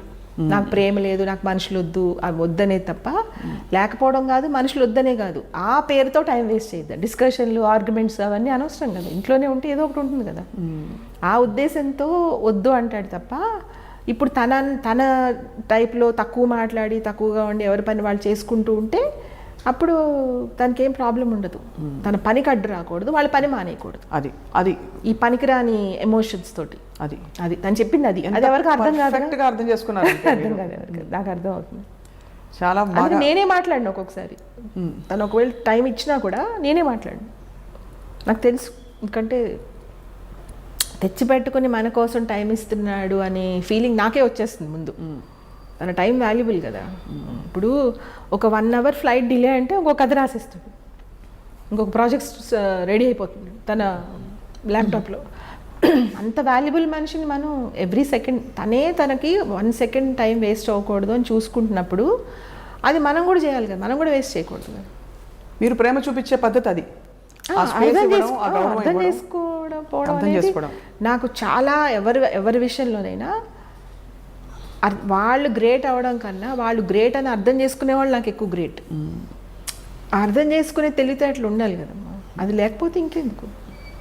వాడు ఏదో మాట్లాడతాడు, వాడు ఏదో చెప్తాడు, వాడికి రాదు, వాడికి అమ్మాయిలు పిచ్చి, వాడికి సినిమాలు చేయడం రావట్లేదు, అలా ఏదో స్టేట్మెంట్స్ ఇచ్చేసినందుకు నాకేం కోపం రాదు. వాళ్ళకి అంతే అర్థమైంది, సరే వదిలేసి.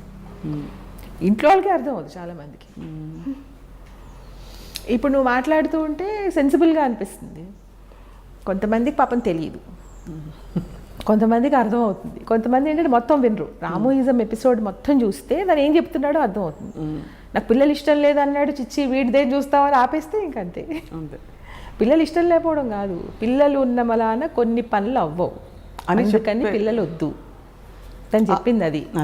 ఇప్పుడు మొన్న ఏమన్నాడంటే ఈ వంట భోజనం ఇవన్నీ టైం వేస్ట్ కాబట్టి కిచెన్కి తాళం వేసేయమన్నాడు. మొన్న నా ఎదురుగుండానే మా బావ డాక్టర్ అనమాట, ఆయన అడిగాడు, బావ మనం అసలు టాబ్లెట్స్ ఏమి వస్తున్నాయి కదా వేసేసుకోవచ్చు కదా అందరూ, ఎందుకు ఇంక ఈ వంట గంట ఏమైనా ఆపేయచ్చు కదా అని అడిగాడు ఆయన ఒకరోజు. అది స్పేస్లోకి వెళ్ళే వాళ్ళు అవి వేసుకుంటారంట, అది ఎవరో చెప్పారంట. అడిగితే ఆయన అన్నారు లేదు లేదు అది వేసుకోకూడదు, అది మంచిది కాదు అన్నారు. అవునా సరేలేండి అయితే. అది కూడా ఎందుకు టైం వేస్ట్ అని, అది కూడా టైం వేస్ట్ ఎందుకు మళ్ళీ వండడం, దాని బదులు ఇంకేమైనా మంచి పని చేయొచ్చు కదా. ఇప్పుడు తనకి ఎలా ఉంటుందంటే ఒక పని చేసి అది ఫ్లాప్ అయ్యి అది రూపాయి రాకపోయినా 10 ఏళ్ళు వేస్ట్ అయిపోయినా పర్వాలేదు, కానీ పని చేయాలి. అది పని చేస్తూ ఉండాలి. పని చేస్తూ ఏదైనా నువ్వు చెట్టుకు ఆకుల కోసం లెక్క పెట్టేసినా పర్వాలేదు, కానీ ఒక పనిలో ఉంటాయి. మీ హ్యూమర్కి అసలు మీకుండే అండర్స్టాండింగ్ కెపాసిటీకి మీరు అసలు సినిమా ఇండస్ట్రీలో ఉంటే ఎలా ఉండేదో. అఫ్కోర్స్ మీరు అర్లీగా పెళ్ళయింది అండ్ మీది రాజుల కుటుంబం అంటే ఏమనుకోకండి, కొంచెం కన్సర్వేటివ్గా. చాలా కన్సర్వేటివ్, ఖచ్చితంగా నచ్చదు, అది ఖచ్చితంగా నచ్చదు, అందులో డౌటే లేదు. ఎందుకంటే ఇప్పుడు ఇన్లాస్ మంచోళ్ళైనా వేరే వాళ్ళందరూ వచ్చి అంటారు ఏంటంటే మీ కాళ్ళు అలా మాట్లాడుతుంది అలా చేస్తుంది ఖచ్చితంగా అంటారు. సో చాలా కొంచెం ఇప్పుడు పర్లేదు, బట్ అంటే ఇప్పుడు పర్వాలేదు. ఇప్పుడు నా కొడుకు పెళ్ళి అయిపోయింది, నాకు ఏ కూతురు ఉంటే ప్రాబ్లం, అమ్మో వాళ్ళ ఇంట్లో ఇప్పుడు ఆ అమ్మాయిని కోడలుగా తెచ్చుకున్నాం అనుకో ఇప్పుడు ఎలాగా నన్ను భయపడతారు, కానీ నాకు ఆ ప్రాబ్లం లేదు కదా. అది బ్యూటీ. ఇప్పుడు చూడండి మీరు రామ్ గోపాల్ వర్మ గారి అంటే ఇవన్నీ ఛాలెంజ్ చేసే ఆ స్టేట్మెంట్లు వింటూ కూడా మీరు ఇంకా సమాజం పట్ల ఒక విధమైన అది గౌరవిస్తుంటున్నారు. అందరినీ గౌరవిస్తారు, నేను ఎవరిని ఏమనట్లేదు, అందరూ మంచోళ్ళు, ఎవరి అభిప్రాయం వాళ్ళది. అది అలా ఎలా అంటాం, ఎవరిష్టం వాళ్ళది, ఎవరి అభిప్రాయం వాళ్ళది. నేను నా అభిప్రాయం చెప్తున్నాను, నాకు అలా అంటే అర్థం చేసుకుంటే బాగుంటుంది కదా అనుకుంటాను. అది సో ఇప్పుడు అన్నయ్య కోసం రామోయిజం లాంటి ఒక సిరీస్ చేశారు, ప్రపంచానికి ఎన్నో విధాల. ఇప్పుడు మొన్న కాంతిరీసా గారి పుస్తకం కూడా చూశారు, అంటే అంతమందిని ఆయన కదిలించారు లోపల నుంచి. ఇప్పుడు ఒక మనిషి కదిలితేనే గారి పుస్తకం రాశారు. అవునవును.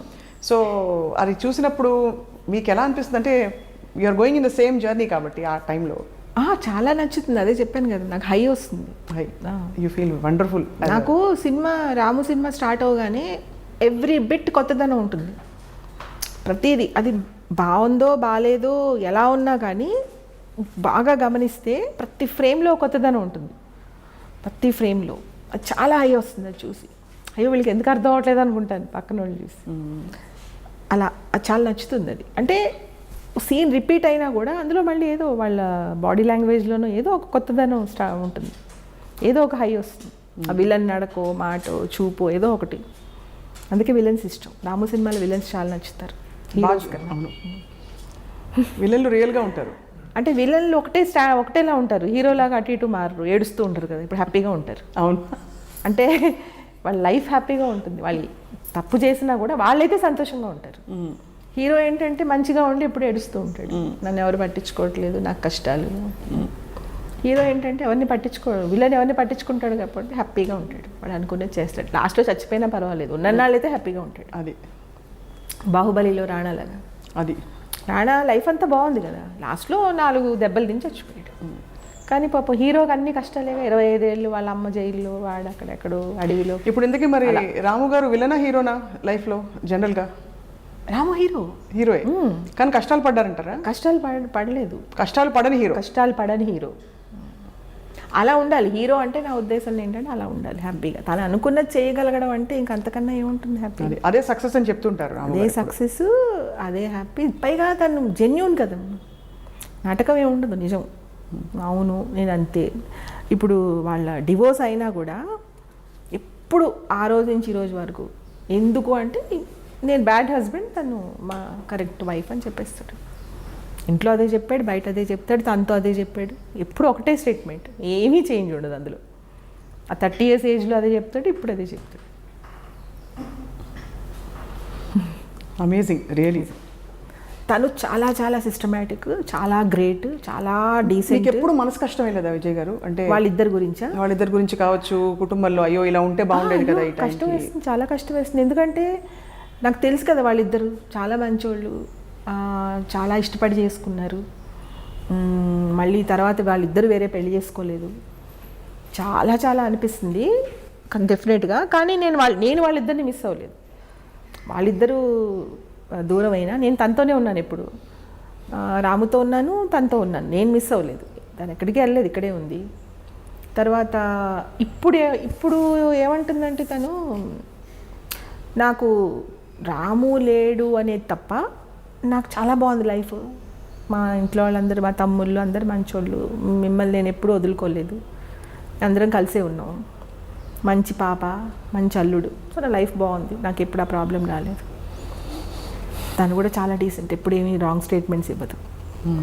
చాలా సెన్సిబుల్ అండ్ చాలా రెస్పెక్ట్ఫుల్ అండ్ చాలా రెస్పెక్ట్. అంటే ఒక ఫ్యామిలీలో హార్మనీ ఎలా ఉండొచ్చో చూస్తుంటే అనిపిస్తుంది. ఫ్యామిలీలో అంటే ఎవరి దారి వారు ఎంచుకున్నా కూడా అందరూ ఎక్కడో మనసులో కలిసే ఉన్నారు. అది చూసి అన్నయ్య కోసం మీకు ఏమన్నా విషెస్ ఉన్నాయా? ఇలా ఇంకా ఇది చేస్తే బాగుండు, ఇలాంటి సినిమా తీస్తే బాగుండు అని కానీ, తను ఇలా సెటిల్ అవుతే బాగుండు అని కానీ. బికాజ్ రాము గారు ఎక్కడ సెటిల్ అవ్వరు. గోవాలో ఉంటారు, కట్ చేస్తే వరంగల్లో ఉంటారు, మళ్ళీ దుబాయ్ అంటారు, ఇంకోటి అంటారు. అది నాకు అలా ఎప్పుడు అనిపించింది స్వప్న. ఎందుకంటే రీజన్ ఏంటంటే అన్న చాలా సింపుల్ లైఫ్. అంటే ఇప్పుడు కింద పడుకోగలడు, నడిచి వెళ్ళిపోగలడు, ఫుడ్ లేకుండా ఉండగలడు, నిద్ర లేకుండా ఉండగలడు, ఎవరు లేకపోయినా ఉండగలడు. ఎంత సింపుల్ లైఫ్లోకైనా వెళ్ళిపోగలుగుతాడు. ఇప్పుడు ఏ సినిమా ఎలా అయినా తీసేయగలుగుతాడు. నాకు ఇలాగే సినిమా ఉండాలి, ఇలాంటి లైఫ్ ఉండాలి, నాకు వెనకాల సెక్యూరిటీ ఉండాలి, నేను ఇలాంటి బెడ్ ఉండాలి, ఇలాంటి ఫుడ్ ఉండాలి, ఏ కోరిక ఉండదు. చాలా ఇప్పుడు బయటకు వచ్చి కారు రెడీగా లేదనుకో, ఆటో ఎక్కేస్తాడు, ఆటో లేకపోతే నడిచి వెళ్ళిపోతాడు. అసలు ఏం ఉండదు యోగిలాగా. కానీ యోగిలకి, ఋషులకి కోపాలు ఉంటాయి. కోపం వస్తుంది వాళ్ళకి అనుకున్నది ఆ పని అవ్వకపోతే. దానికి కోపం కూడా రాదు. ఓహో ఇది అవ్వలేదా, సరే అప్పుడు నెక్స్ట్ ఇంకో పని ఏంటి చూ. ఎప్పుడు కోపం వస్తుందంటే ఎవరైనా ఇప్పుడు వాళ్ళకి ఈ టైంకి వర్క్ ఇచ్చేయాలి అనుకుంటే అప్పుడు కోపం వస్తుంది. అంటే వాళ్ళని ఇబ్బంది పెడుతున్నాం అని తప్ప తనైతే తనే చేసేసుకుంటాడు వెళ్ళిపోయి. ఆ పని తనే చేసేసుకుంటాడు. ఎడిటింగ్, కెమెరా వర్క్ కూడా చేసేసుకుంటాడు వాళ్ళు ఒకవేళ టైంకి రాకపోతే తప్ప. అసలు ఎలాగైనా బతికేయగలుగుతాడు. అందుకే నాకేం వరి అనిపించదు ఎప్పుడు. అమ్మో రాము ఈ ఫుడ్ తినలేడేమో, ఇలా పడుకోలేడేమో, ఇలా ఉండలేడేమో అంటే అప్పుడు భయం వేస్తుంది కదా. అవును, అమ్మో రేపు లైఫ్ ఏంటి అని. అలా ఎలా అయినా బతికేస్తాడు, ఎలా అయినా ఉండిపోతాడు. దానికి పని ఉండాలి అంతే, దానికి ఇష్టమైన పని ఉండాలి అంతే. ఈ మనిషి నచ్చలేదు, ఈ మనిషి ఇలా ఉన్నాడు, అక్కడ సరిగ్గా సర్దలేదు, అక్కడేమో ఇలా ఉంది, నా కార్ టైంకి రాలేదు, అలాంటివి ఏ ఉండవు, అస్సలు ఉండదు. దాదాపు అంటే కొంచెం క్లోజ్గా అబ్జర్వ్ చేస్తే మాకు కొంతమందికి తెలుసు, అంటే ఇలా అసలు కోపం రాదు అన్న విషయం గమనిస్తుంటాం. ఎప్పుడు చిరాకు పడడం చూడలేదు. దాని ఒక ఏదైనా ఎప్పుడైనా అలాంటి సందర్భం వచ్చినా కూడా దాన్ని ఫన్నీగా, హ్యూమరస్గా మార్చేసి ట్విట్టర్లో ఏదో పెట్టి ఫోన్ చేసి, బాబు దయచేసి నీ కాళ్ళు పట్టుకుంటాను, నాకు తొందరగా పంపించని చెప్తాడు. అవును, అలాగే రాలేదనుకో దయచేసి. అవును. ఇప్పుడు నరేంద్రాచారి నా మీద బుక్ రాస్తున్నాడు, which is going to be released after my death అని చెప్తాడు. అని అన్నారా? అని చెప్తాడు ఎవరితో పరిచయం చేసినప్పుడు నరేంద్రని. నరేంద్ర చాలా సీరియస్గా తీసుకుంటాడు, కానీ తనకు ఫన్నో సీరియస్ ఎవరికి తెలియదు, కానీ దాన్ని లైట్ చేసి ఒక పాయింట్. కానీ చాలా మంది చచ్చిపోయారు ఆ బుక్ రిలీజ్ అయ్యే లోపల, చాలా మంది చచ్చిపోయారు, అది నిజం. అయ్యో, తప్పకుండా. అంటే రాము గారి గురించి బుక్ రాయడం సామాన్యమైన విషయం కాదు. మామూలుగా రాయొచ్చు, అవునవును, బట్ అన్ని వెలికి తీసి ఒక మనం సంతోషంగా ఉండాలి మన ప్రోడక్ట్ తోటి, అంత స్థాయి రావడానికి టైం పడుతుంది. అవును, డెఫినెట్గా. నేను ఫన్ కోసం అంటాను, కానీ నాకు తెలుసు నరేంద్ర చాలా ఎఫిషియెంట్. ఇంకా లోతుకి వెళ్ళిపోయాడు, ఇంకా ఎక్కడికో లోతుకి. రాము ఎంత లోతుకి వెళ్ళిపోయాడో తను కూడా అంత లోతుకి వెళ్ళిపోయి అక్కడి నుంచి పుట్టిన సెకండ్ నుంచి ఇప్పటి వరకు ఎవ్రీ బిట్ క్యాచ్ చేశాడు. చాలా బాగా క్యాచ్ చేశాడు. అదైతే ఉంది. అవును, అందుకని అది ఎన్ని ఇయర్స్కి వచ్చినా వర్త్. అదైతే ఉంది. చాలా బ్యూటిఫుల్గా ఉంది. సో మరి రాము గారి దర్శక వారసత్వం ఎవరికైనా వస్తుందంటారా మీరు? నాకైతే ఎవరు అనిపించట్లేదు. అంటే ఇంట్లో అమ్మని బయట అంటున్నా, ఇంట్లో కావచ్చు, బయట కావచ్చు. ఇంట్లో ఆఫ్ కోర్స్ ఫిల్మ్ మేకింగ్ అంటే ఉన్నారు మిగతా వాళ్ళు, కానీ అంటే ఎలా అనిపిస్తుంది అంటే నాకు దర్శక వారసత్వం అంటే ఇప్పుడు చాలామంది చాలా బాగా చేస్తారు, అది నిజం. చాలామంది చాలా బాగా చేసేవాళ్ళు ఉన్నారు, కానీ ఏదో ఒక్క సినిమా చేస్తే, ఒక సినిమా చాలా గొప్పగా చేస్తే మళ్ళీ వాళ్ళు చేయడానికి ఒక 5 ఏళ్ళు 10 ఏళ్ళు అలా పట్టేస్తుంది. ఇంకొక గొప్ప సినిమా రావచ్చు. చాలా గొప్ప సినిమాలు రాము కంటే చాలా బాగా చేసిన వాళ్ళు చాలామంది ఉంటారు, అలా ఉండరని నన్ను. కానీ ఇలా తను ఎక్స్పెరిమెంట్ చేసినట్టు 4 రోజుల్లో సినిమా తీసేసి అది మళ్ళీ ఏమైనా మళ్ళీ అలాగే తీసేసి మళ్ళీ ఎవరెంత మొత్తుకున్నా మళ్ళీ అలాగే చేసేసి ప్రతి నిమిషం తను ఒక ట్రైలర్ని డిజైన్ చేసేస్తాడు, ఒక పబ్లిసిటీని డిజైన్ చేసేస్తాడు. ఒకసారి వచ్చిన డిజైన్ మళ్ళీ రాదు. తన స్టేట్మెంట్స్ కానీ డిజైన్ కానీ పబ్లిసిటీకి మళ్ళీ పబ్లిసిటీ ఉంటుంది. అవును, అలా అయితే ఎవ్వరు రారనుకుంటున్నాను నేను, నాకు తెలిసి. ఏమన్నా వస్తే రాము మనవరాలు ఏమన్నా రావాలి మళ్ళీ, అంటే సినిమా ఫీల్డ్లో అని కాదు, ఏదో ఆ టైప్లో ఇంకా ఏదో ఒక అద్భుతం చేయాలి, ఏదో ఒక అద్భుతాలు ఇలా ప్రతి నిమిషం అద్భుతం, ఎవ్రీ సెకండ్ ఒక అద్భుతం ఉంటుంది, ఎవ్రీ సెకండ్. అలా నిజంగా అలా అయితే నేను ఇంతవరకు ఎవరిని చూడలేదు. ఇంపాసిబుల్ అలా. ఎప్పుడైనా అదే మీరు ఒకసారి ఇప్పుడు నువ్వు అన్నావు మీరు ఆలోచించి ఎప్పుడు కూడా ఆలోచిస్తారు అని. అవును, అది నాకు చాలా కరెక్ట్ అనిపిస్తుంది. అవును, అంటే 2-3 ట్రాక్స్ నడుస్తుంటాయి, ట్రాక్స్ నడిచేస్తూ ఉంటాయి, సెకండ్ గ్యాప్ వస్తే మళ్ళీ ఇంకోటి ఏదో వచ్చేస్తుంది. అలా ఒక డైరెక్టర్ ఉట్టి డైరెక్టర్ అవ్వచ్చు కదా, అలాగే తీయచ్చు కదా అని అంటారు కదా. ఒక డైరెక్టర్ వేరే ఎందుకు అవ్వకూడదు? అన్నీ అవ్వచ్చు కదా, తనకు ఉంది కదా కెపాసిటీ, ఉన్నప్పుడు అవ్వచ్చు. ఇప్పుడు కంక్లూడ్ చేసేలోపు మిమ్మల్ని ఒక చిన్న ర్యాపిడ్ ఫైర్. ఓకే, అది మీరు ఒకటో 1 ఆఫ్ ద 2 చాలా క్లుప్తంగా చెప్పాలి సమాధానం, లేదు వన్ వర్డ్లో చెప్పాలి, సింగిల్ వర్డ్లో. రామ్ గోపాల్ వర్మ గారు ఫిల్మ్ డైరెక్టరా ఫిలాసఫరా? ఫిలాసఫర్, ఫిలిం డైరెక్టర్, అలా ఎలా ఒకటే ఎలా చెప్తాం? 2 కరెక్టే కదా. 2 కరెక్టే. చాలా గ్రేట్ డైరెక్టర్, చాలా గ్రేట్ ఫిలాసఫర్. రామ్ గోపాల్ వర్మ గారికి చెల్లెలు, అమ్మ ఇవన్నీ బంధుత్వాలు ఉన్నాయా లేవా? ఉన్నాయి. రామ్ గోపాల్ వర్మ గారు మీకు నేర్పిన ఒక సూత్రం, లేదు అంటే మీరు చూసి నేర్చుకున్న ఒక సూత్రం? వరి అవ్వకూడదు. దానివల్ల ఉపయోగం లేదు అని. రామ్ గోపాల్ వర్మ గారు ఏ నగరంలో ఉంటే మీకు ఇష్టం? హైదరాబాద్. అది క్లారిటీ ఉంది, ఎక్కడున్నా పర్లేదులే, ఎక్కడ ఉన్నా ఏం చేసినా అని అలా కాకుండా మీ దగ్గరే ఉంది. చాలా ఇష్టం. రామ్ గోపాల్ వర్మ గారికి ఇష్టమైన కూర అంటే ఇలా బెల్లం కూరలు ఇష్టం, బెల్లం వేసి చేసిన కూరలు, తీపి కూరలు ఇష్టం. ఓకే, రామ్ గోపాల్ వర్మ గారికి మీరు ఎప్పుడు ఇంటికి వచ్చినప్పుడు ఇష్టంగా చేసి పెట్టే కూరగాయ? తనకి ఇష్టమైనవి అంటూ అలా అసలు ఏమి ఉండవమ్మా. ఫుడ్ దానికి తాలూకు ఇష్టాలు అనేది అసలు ప్రసక్తే లేదు. మనం ఏంటంటే చిన్నప్పుడు ఇష్టాలు గుర్తుపెట్టుకుని చేయడం అంతే. అంటే చిన్నప్పుడు అసలు ఆ టాపిక్ ఎత్తితే మొత్తం మూడౌట్ అయిపోతుంది. అవును, కాబట్టి అసలు నచ్చదు, ఆ సమస్య రాదు. And of course Ram Gopal Varma గారు ఫలానా స్టార్తో వర్క్ చేస్తే బాగుండు అని అనిపించే హీరో కానీ, లేదు ఫలానా హీరో రామ్ గోపాల్ వర్మ గారితో వర్క్ చేస్తే బాగుండు అని అనిపించే హీరో? జూనియర్ ఎన్టీఆర్ నాకు చాలా చాలా ఇష్టం. జూనియర్ ఎన్టీఆర్ అంటే విపరీతమైన ఇష్టం, చాలా పెద్ద ఫ్యాన్. పెద్ద ఎన్టీఆర్ గారు చాలా ఇష్టం, కానీ జూనియర్ ఎన్టీఆర్ ఫర్ ఎవర్, ఇంకా తర్వాత అలాంటి యాక్టర్ రాడని నా ఉద్దేశం. జూనియర్ ఎన్టీఆర్తో చేయాలని చాలా ఉంది. రామ్ గోపాల్ వర్మ గారిని ఒక్క వర్డ్లో మీరు డిస్క్రైబ్ చేయాలంటే, నేనేమి మీకు లీడ్ ఇవ్వకుండా ఏమంటారు? వర్మ గారు అని ఫిల్ ఇన్ ద బ్లాంక్స్. నేను చేయాలంటే ఒక్కడు అని మేము ఇంట్లో పేరు పెట్టాం. అంటే ఒక్కడే అన్ని చేసేసుకుంటూ ఉంటాడు, ఎవరిని హెల్ప్ అడగడు, మాట్లాడు, చేయడు, ఎవరిని తిట్టడు. ఒక 10,000 మంది చేసే పని ఒక్కడే చేసేస్తాడు, అందుకని ఒక్కడు అని పేరు పెట్టు. ఏది సూట్ అవుతుంది, రాముడా కృష్ణుడా? నా దృష్టిలో కృష్ణుడు. రాముడు క్యారెక్టర్ అసలు చాలా బోర్, పేరైతే అలా ఉంది, కానీ నాకు కృష్ణుడు నచ్చుతాడు. కృష్ణుడు వర్మ గారికి అదే, అంటే ఆ లక్షణాలు ఎక్కువ ఉంటాయంటారు. గోపికల వల్ల కాదు, పనులు చేసుకుంటూ ఉంటాడు కదా. ఇంకా ఎక్కడికి వెళ్తే అక్కడ ప్రత్యక్షం అవుతాడు, చేసేస్తాడు, వచ్చేస్తాడు, ఎవరేమన్నా పట్టించుకోడు, హర్ట్ అవ్వడు, పనులు అయిపోతూ ఉంటాయి, ఎంజాయ్ చేస్తాడు లైఫ్. ఆ తత్వం ఎక్కువ ఉంటుంది. కష్టాలు పడి ఏదో నాకు కష్టాలు, నన్ను ఎవరు పట్టించుకోవట్లేదు, వెళ్ళమన్నారు అని ఏడుస్తూ ఎంతసేపు ఆ భార్య దూరం అయిందని ఏడుస్తూ, పిల్లలు దూరం అయ్యారని ఏడుస్తూ, దానికన్నా అసలు నా భార్యను ఎలా తెచ్చుకుందామని కృష్ణుడు ఏంటంటే ఏం చేద్దాం, ఎలా మళ్ళీ కలుద్దాం అని ఆలోచిస్తూ ఉంటాడు. ఏదో ఒక తంత్రమో మంత్రమో చేసి తీసుకొచ్చేస్తాడు. అలా ఎంత బాగా అర్థం చేసుకున్నారంటే మీరు రాము గారిని. అవునా? చూసి ఐ హావ్ నో వర్డ్స్. ఎందుకంటే రాము నీకు చాలా బాగా అర్థమయ్యాడు కాబట్టి, నువ్వు నన్ను అర్థం చేసుకోవడం నాకు చాలా హ్యాపీగా ఉంది.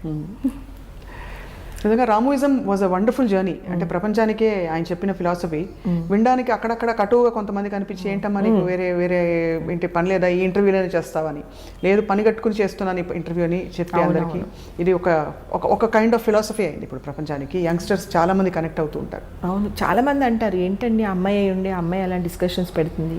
స్వప్న అంటే అందరికి చాలా ఇష్టం కదా, చాలా మంచి పిల్ల, చాలా కరెక్ట్గా ఉంటుంది. కానీ రామోయిజం చేయడం ఏంటి, అమ్మాయి అలాంటి డిస్కషన్స్ చేయడం ఏంటి అని ఒక 6-7 years బ్యాక్ అనేవాళ్ళు స్వప్న. కానీ ఇప్పుడు నాకు తెలిసి చాలామంది యాక్సెప్ట్ చేసేస్తున్నారు చాలా మటుకు. ఒక 70% అప్పుడు 30% చేసేవారు, ఇప్పుడు 70% చేస్తున్నారు యాక్సెప్ట్ చేసి.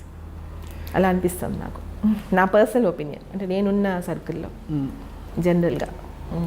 బట్ చాలా వండర్ఫుల్గా ఉంది విజయ్ గారు మీతో మాట్లాడడం.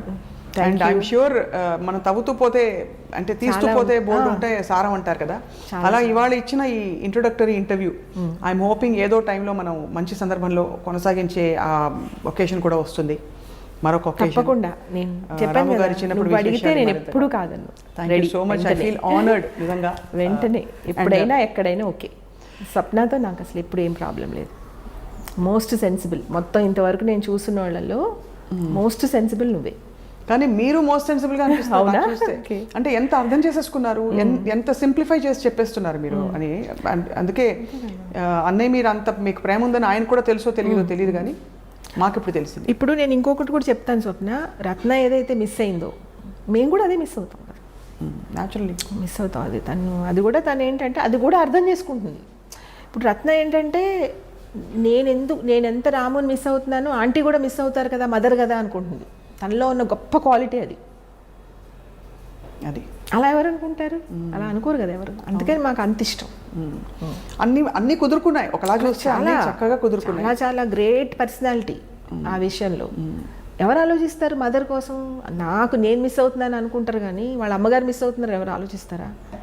అంటే అది సెపరేట్ అయ్యాక ఈక్వల్గా ఆలోచిస్తుంది. అయ్యో పాపం ఆంటీ ఎంతో ఫీల్ అవుతున్నారు, కనిపించలేదు, రాము వచ్చి ఇన్ని రోజులైంది పాపం అలా అనుకుంటుంది. అది నాకు చాలా అక్కడే నేను ఇంకా కనెక్ట్ అయిపోయాను చాలా. అందుకే నేను ఎప్పుడు బేస్ చూస్తాను స్వప్న. తర్వాత ఏం జరిగినా ఏమైనా మాట్లాడినా అయినా నాకు ఎక్కదు, పట్టుకోదు. వచ్చి ఏదైనా అనేసినా ఏదైనా ఆర్గ్యుమెంట్స్ వచ్చినా నాకు ఎందుకు రాదంటే నాకు బేస్ తెలుసు కదా వాళ్ళు ఎలాంటి వాళ్ళు, రాము అయినా రత్న అయినా ఎవరైనా. అందుకే నాకు అలా కోపం రాదు. అది యాక్చువల్లీ ఒక న్యూ పాసిబిలిటీకి మీరు తావిచ్చారు. మీరు రత్న గారు, రాము గారు. అంటే మనం విడివిడిగా డిఫరెంట్ జర్నీస్ ఎంచుకున్నా కూడా కలిసికట్టు అంటే హార్మనీతో పరస్పర గౌరవంతో జీవించవచ్చు అనే ఒక చాలా బ్యూటిఫుల్ క్వాలిటీని పరిచయం చేశారు ప్రపంచానికి ఇవాళ ఇంటర్వ్యూ ద్వారా. బికాస్ ఇంట్లో విషయాలు బయట ఎవరికి తెలియదు. అవునవును, తెలియదు, ఎవరికి తెలియదు. మాకు ఈ అవకాశం ఇచ్చి మీ ఇంట్లోకి తొంగి చూసే అవకాశం ఇచ్చినందుకు I'm grateful to you. Thank you so much Vijay garu. And I look forward to చాలా సంతోషం స్వప్న, నువ్వు అర్థం చేసుకున్న విధానం. అంటే రాముని చాలా బాగా అర్థం చేసుకున్నావు, నన్ను కూడా అర్థం చేసుకున్నావు.